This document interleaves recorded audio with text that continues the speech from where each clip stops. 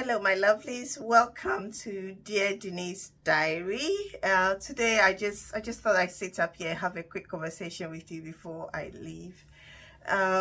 This is very interesting, and I hope you find it interesting as well. I'm just, I don't know. Can you see I'm smiling? Um, I don't even know where to begin. Anyway, if it is your first time here, welcome to Dear Denise Diary. This is a lifestyle channel, and I would love to have you here. So if you can, subscribe and join the family, that would be very, very much appreciated. Anyway, let's get on. I don't even know what I'm going to call this video, what the title is going to be, so I don't know. Anyway, so basically, I don't know. Oh gosh, you know something? I love children. I absolutely love children so much. I love children because of their innocence, because of the way they see things, the way they see their perception of the world is so different, and their understanding sometimes is so different. That's why when you're speaking with children, you have to break things down and really explain it to, I mean, the bare minimum basic for them to understand, and always tell them why. That's why they also always ask why, because they need the whole, what do you call it, the whole picture to understand, to form their understanding of whatever it is that you're telling them. And I love children. I love chatting. I like talking to them because they give you the, I don't know, but there's an insight. They give you a very deep insight to things, the way they see the world. I'm sure I'm repeating this, but it's just amazing and intriguing. Anyway, with that said, basically, my son says I am unreasonable, and very unfair for what I have done. All right. Basically, he says that, oh, I keep saying the word basically. Well, anyway, so he says that I am sending him off to school without his voice. So I am very inconsiderate. That's the word he used. He says I'm very inconsiderate and it's not fair. Okay, you may ask, why, Denise? What are you talking about? So I think the only way that it can make sense is for me to sort of narrate the whole story and yeah, and explain everything. So yesterday, my son called me from school and said that he said, "Can you hear me, Mom? I'm losing my voice. My voice is gone. My voice is gone. I want to come home." And I'm like, "No, you're okay. Just say, but I can't contribute in class." I said, "Yes, you can. Your teacher will understand. Just it's an opportunity. This is an opportunity for you to rest your voice. You don't always need to speak." So, I convinced him to stay in school. So in the evening, he didn't talk about it or anything. Then in the morning, he wakes up and said, "Mom, I don't think I can go to school today." I said, "Why?" He says, "Because I have no voice. Look, my voice is going." I said, "But you're speaking to me now, say, but you're listen, my teacher will not understand me." I said, "Yes, your teacher will understand. People lose their voice and it's a normal thing." So really, I said, "Yeah." Then he says to me, "Well, I think I caught it in school, I said, "What do you mean?" He said, "Like the way you catch cold and flu. Yeah, I'm sure somebody had it and they gave it to me in school. And I didn't want to disrespect him by laughing." So I was really, really holding back. I was like, "Yes, darling, it's, well, maybe, I don't think it works that way though, but, okay. They say, no, but just like the way you catch cold and flu and things, I think.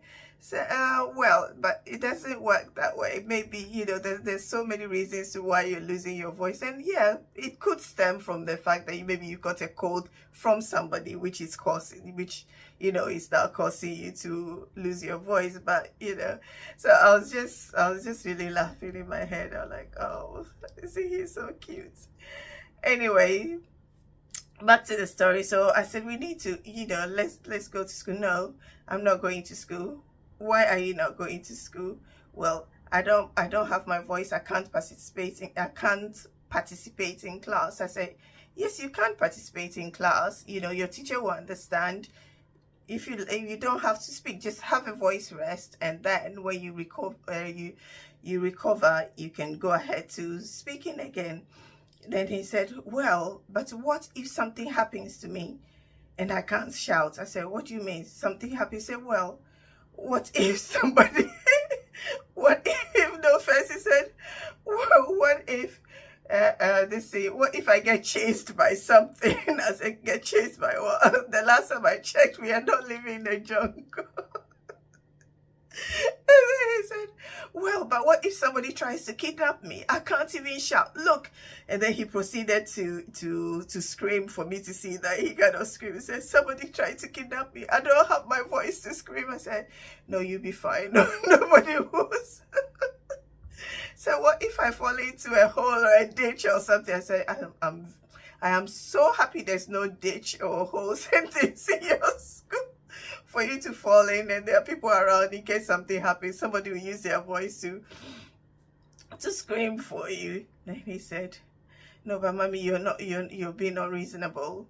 This is really unreasonable. This is inconsiderate of you. You can't send me to school. I don't have my voice. And he really looked worried and like really, really worried and terrified. And you know what? My son loves school. He loves school. So he's not someone that I'll say that he's probably trying to skiving or trying to not want to go to school or anything. But, he was genuinely concerned about the fact that he didn't have his voice. And, it's, I don't know what word to use, but he felt vulnerable by the fact that he did not have his voice first to defend himself or to talk or anything. And yeah, I I eventually took him to school, and it made me think a lot. And I'm like, oh my God, I'll never take my voice for granted again. It's just too funny.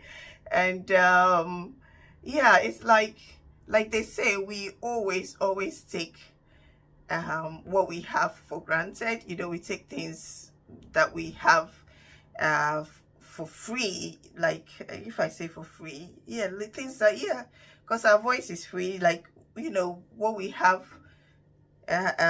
we take it for free. We take it for granted. So you think about it, look at the, we can see, we take that for granted. We can speak, we take it for granted, whereas somebody who probably have sight impairment, or somebody who is unable, who do not have that, unfortunately cannot speak or cannot see or cannot hear or something, their world is very different as well.